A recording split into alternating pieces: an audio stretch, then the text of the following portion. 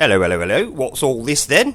Or how's about, I'm arresting you on suspicion of woke policing. Let's have a look.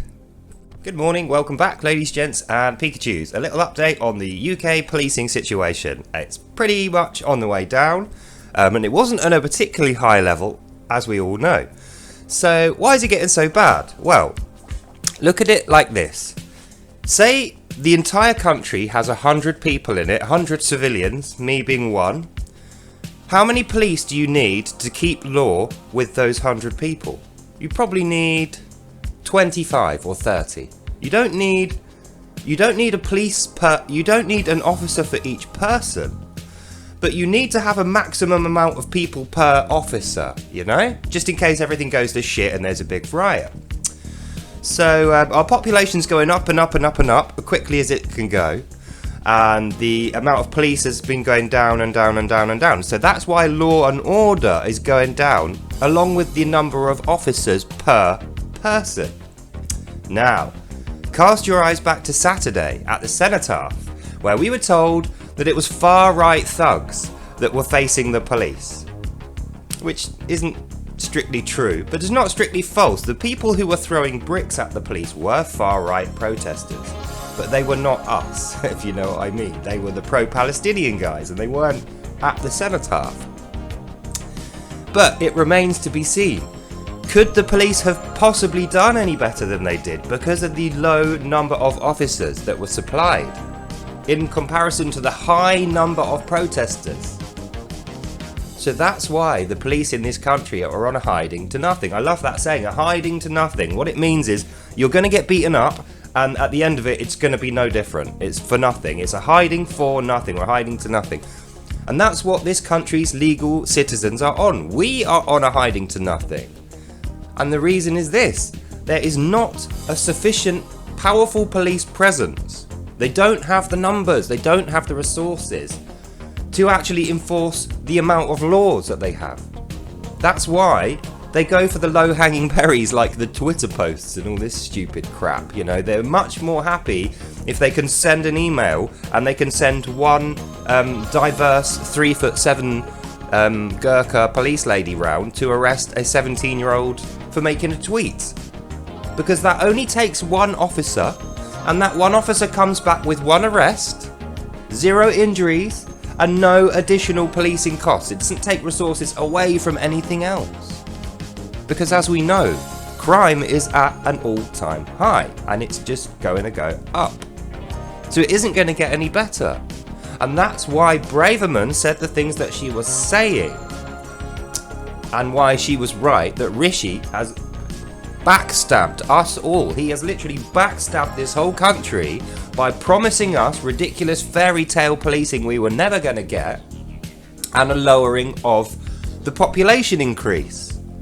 And it's not even like the population increase is babies.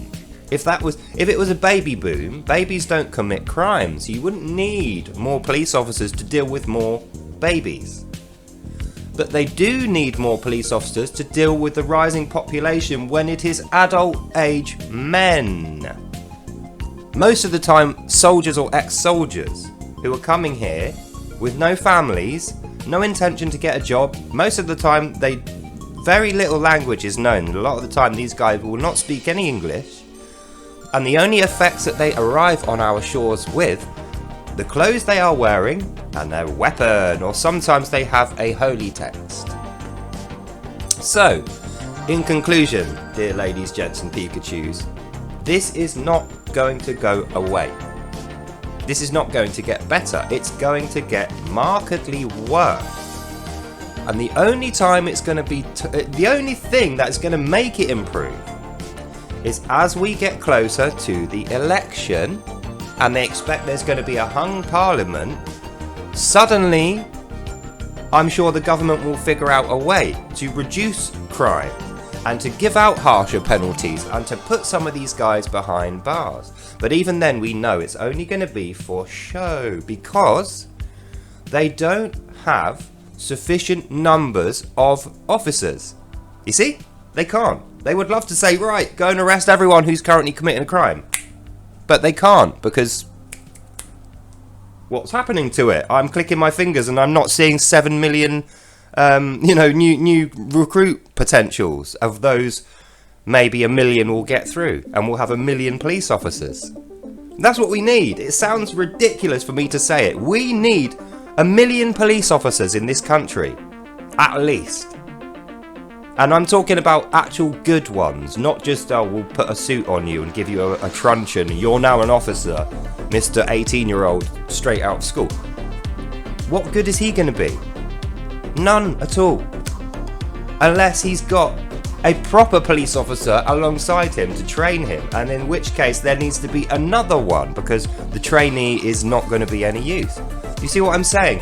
Even at the current numbers of policing, let's say 100,000 police, at least half of them are useless because they're trainees, they're too young, they're too small, they're too diverse, or there's some reason why they can't be used to solve these crimes.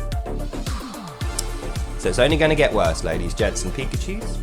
And as I found out yesterday, the police, they come around, they're really nice and polite, they spent a long time with me, they took my statement, they took my evidence, I sent them videos, photos, all the other stuff that I've collected, witness statements, the lot, they have everything.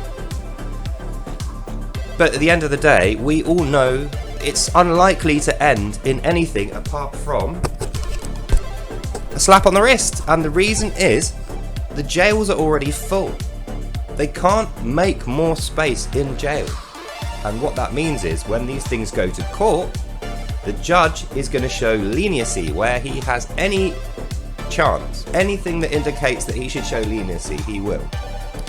And that's the reason why those far-right protesters at the Cenotaph on Saturday, destroying the place and causing mayhem, causing fights, causing a rabble, none of them are going to be imprisoned.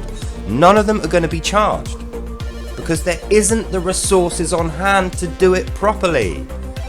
And as we all know, thanks to the European Court of Human Justice and other European laws that we are now bending the knee to, if these poor officers make any mistakes at all, the law will come down on them.